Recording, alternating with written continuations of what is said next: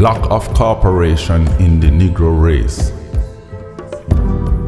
It is so hard, so difficult to find men who will stick to a purpose, who will maintain a principle for the worth of that principle, for the good of that purpose.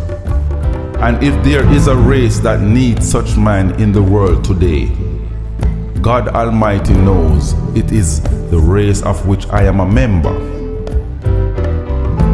The race needs men of vision and ability, men of character, and above all, men of honesty. And that is so hard to find. The greatest stumbling block in the way of progress in the race has invariably come from within the race itself.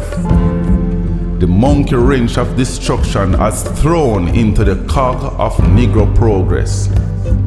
It's not thrown so much by the outsiders as by the very fellow who is in our fold and who should be the first to grease the wheel of progress rather than seeking to impede it. But notwithstanding the lack of sympathetic cooperation, I have one consolation, that I cannot get away from the race. And as long as I am in the race, and since I have sense and judgment enough to know what affects the race affects me, it is my duty to help the race to clear itself of those things that affect us in common.